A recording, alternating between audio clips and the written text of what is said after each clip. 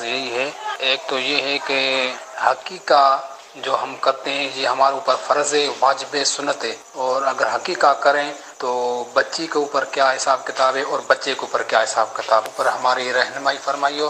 عقیقہ والد کے لیے مستحب ہے کہ بیٹا ہو تو اس کے لیے 7ویں دن یا 14ویں دن یا 21ویں دن یا اس طرح مطلب 7 کے حساب سے زندگی بھر جب بھی چاہے تو یہ مستحب ہے، کرے تو ثواب، نہ کرے تو کوئی گناہ نہیں۔ اور لڑکے کے لیے 2 بکرے، یہ اور بہتر ہے، 2 بکرے، اور لڑکی کے لیے 1 بکری مؤنث۔ اور اگر الٹ کیا تو بھی کوئی حرج نہیں ہے کہ لڑکے کے لیے بکری 1، 2 بھی نہیں کیے، 1 بھی کر لی، لڑکی پر بکرے، لڑکی کے لیے بکرے کا عقیقہ کر دیا تب بھی کوئی حرج نہیں ہے۔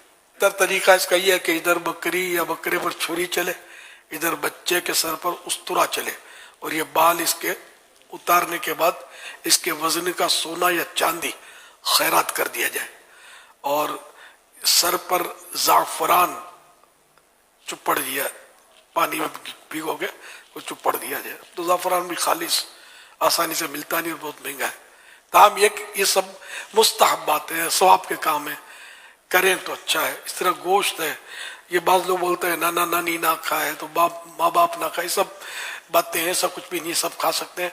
تھوڑا میٹھا گوشت پکا لینا چاہیے، تو اس سے کیا وہ بچے کے اخلاق میٹھے ہونے کی فعال ہے، میٹھے ہونے کی فعال ہے، اچھی نشانی ہے کہ میٹھا گوشت تھوڑا پکا لے جائے۔ میٹھا کیسے پکے؟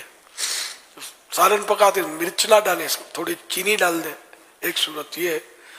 دوسری ایک صورت یہ کہ چقندر لال لال جو ہوتے ہیں یہ میٹھے ہوتے ہیں، اس سے چینی بھی بناتے ہیں، تو چقندر کے ساتھ گوشت پکائیں گے تو یہ میٹھا ہو جائے گا۔ وائٹ شوگر کے مقابلے میں وہ تو میٹھا ہونے کا ایک طریقہ ہے کہ اس سے بھی بنتی ہے، تو بہتر تو وہی ہے کہ چقندر سے اس کو مطلب یعنی کہ چقندر کے ساتھ بنا لیں۔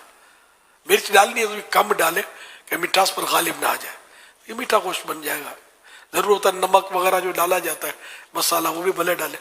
بہتر ایک صورت یہ بھی ہے کہ وہ گوشت کو جوڑ سے کاٹا جائے، جیسے ہڈی توڑ دیتے ہیں تو ایسا گوشت فروش بھی لانا مشکل ہے نا، کہ جو اتنی احتیاط کرے کہ وہ چھری سے کٹے گا، پھر وہ یہ بغدہ مارے گا نا تو وہ ہڈی ٹوٹ جائے گی، تو سارے پیس چھری سے کرنے پڑیں گے، جب ہی جا کر وہ جوڑ پر اس کا ماہر چاہیے جوڑ سے اس کو کاٹے۔